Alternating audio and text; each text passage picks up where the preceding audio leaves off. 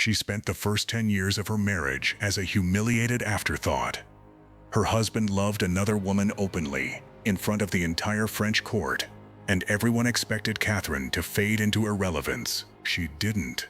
When the crown finally landed in her hands, she spent 30 years running France through 3 of her own sons, one king after another, using nothing but patience, information, and an instinct for balance that few rulers of her century could match. Then one catastrophic night turned her from a careful, watchful queen into the woman history remembers as the Black Queen. The truth of what actually happened is far stranger than the legend. This is the dark psychology of Catherine de Medici. Catherine was born in Florence in 1519 into the Medici family, bankers who had bought their way into the ranks of European nobility rather than being born into it. Both of her parents died within weeks of her birth, so she grew up an orphan, raised by relatives and shuffled between convents during the political chaos that periodically swept through Florence. At 14, she was married off to Henry, the second son of the King of France. It was a purely political match. Her uncle, Pope Clement VII, wanted the alliance. The French crown wanted her enormous dowry. At the French court, the marriage was seen for exactly what it was. Catherine was mocked behind closed doors as the merchant's daughter, a woman with money but no real blood. For years, that judgment looked correct.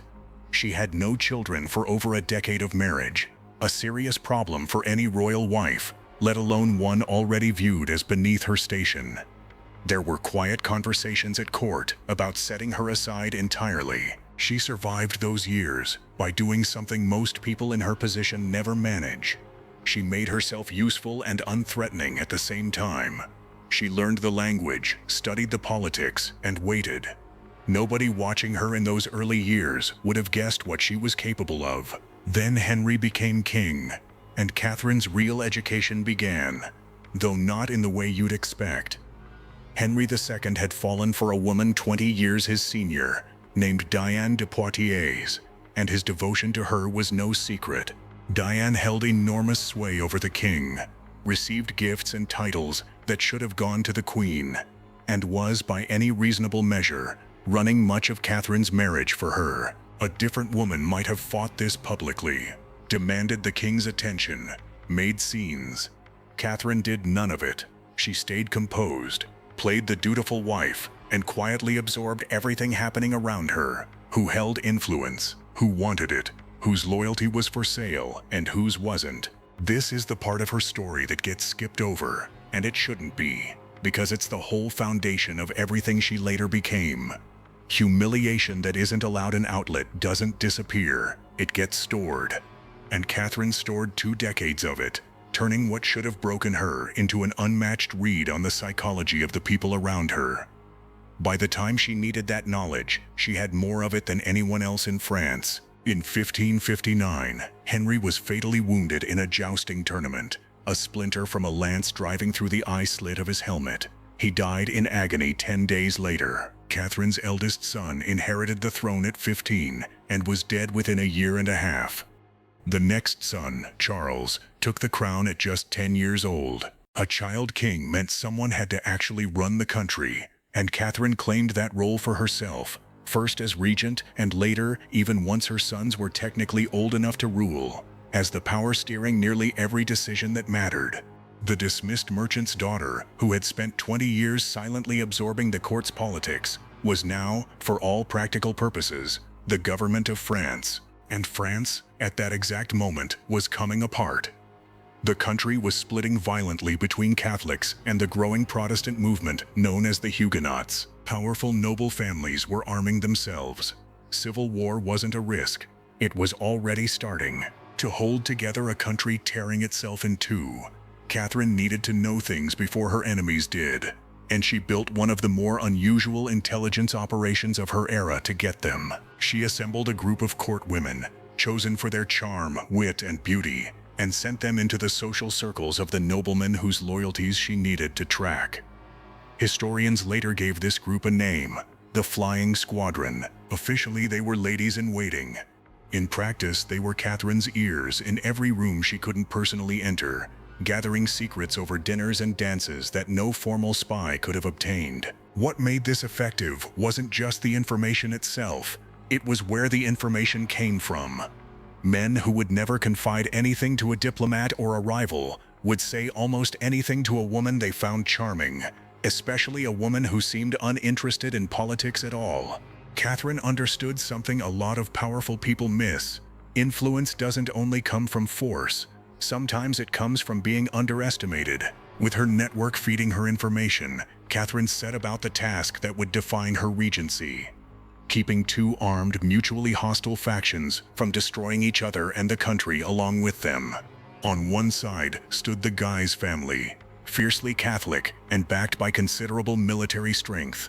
On the other, the Huguenot nobility, led by men like the Prince of Condé and Admiral Coligny, growing in numbers and confidence. Catherine's approach was to lean toward neither side long enough for either to feel safe.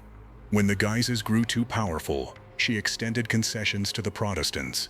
When Huguenot demands went too far, she pulled back toward the Catholics. She arranged edicts of tolerance one year and hard crackdowns the next, whichever kept the balance from tipping. It's tempting to call this weakness or indecision, but that misreads what she was actually doing. A ruler who commits fully to one side in a divided country hands the other side a reason to fight to the death. A ruler who keeps both sides slightly unsatisfied, but never desperate enough to gamble everything, buys time. Catherine wasn't solving France's religious conflict. She knew she couldn't. She was managing it, year by year, keeping the lid on a pot she couldn't turn off. For over a decade, that strategy mostly worked. Then, in the summer of 1572, it collapsed all at once. The occasion was supposed to be a peace offering. The wedding of Catherine's daughter Margaret to the Protestant Henry of Navarre, meant to bring the two religious camps together under one roof in Paris. Instead, tensions in the city were already at a breaking point, and 4 days after the wedding, an assassin tried and failed to kill Admiral Coligny, the most prominent Huguenot leader in France. Coligny survived with a wound to his arm, and the attempt sent the Protestant nobles gathered in Paris into a fury, demanding justice. Exactly what Catherine decided in the panicked hours that followed is still debated by historians, and probably always will be.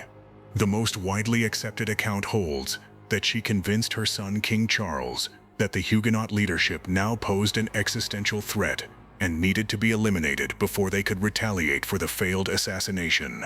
A narrow, targeted strike, in other words, meant to remove a handful of dangerous men before they struck first. It did not stay narrow. On the night of August 24th, the feast of St. Bartholomew, Coligny and a small group of Huguenot leaders were killed as planned. But the killing didn't stop there. Paris had been simmering with religious hatred for years, and once the violence started, ordinary mobs joined in, hunting down Protestants across the city with no order guiding them at all. The massacre spread beyond Paris into the provinces over the following weeks. Estimates of the total dead range from several thousand to tens of thousands. Whatever Catherine intended that night, what actually happened spun far past her control, and it would define how the rest of the world saw her forever after. The massacre shocked Protestant Europe, and in the pamphlets and polemics that followed, mostly written by Huguenot survivors and exiles, Catherine became the villain of the whole story. A scheming Italian poisoner who had orchestrated the killings from the start, corrupting French politics with the dark arts she'd supposedly brought with her from Florence. This is where you need to separate the myth from the historical record, and it matters, because the two have gotten tangled for centuries. There is no solid evidence that Catherine used poison as a political tool the way legend claims. Most of that reputation traces back to hostile propaganda written by people with every reason to make her look monstrous, not to documented fact. The image of Catherine as a black-robed poisoner endured for hundreds of years less because it was true, and more because it was useful to the people telling it. What she actually did, the decades of patient balancing, the intelligence networks, the constant management of a fracturing kingdom, is a far less sensational story. It's also, if you actually look at it, more impressive. Managing 30 years of civil conflict without full-scale war for most of that time, took real skill. But that story doesn't come with a dramatic villain at the center of it, so it's the one that got left out. Catherine remained the dominant political force in France for the rest of her life, watching all three of her sons wear the crown in turn: Francis, Charles, and finally Henry III. She died in January 1589 at the age of 69, having spent her final decades trying to secure a throne and a dynasty that could survive after she was gone. It didn't. Within 8 months of her death, her son Henry III was assassinated, and with him, the Valois line she had spent 30 years protecting ended completely. The crown passed to a different family altogether, the Bourbons, under her son-in-law Henry of Navarre, the same Protestant prince whose wedding had triggered the massacre 17 years earlier. Everything Catherine built her life around, keeping her sons on the throne, keeping her family's line alive, collapsed within less than a year of her death. She had spent 3 decades holding a kingdom together through sheer will and careful maneuvering, and none of it outlived her by much at all. So what does Catherine de Medici actually teach us? That patience, in the right hands, is its own form of power.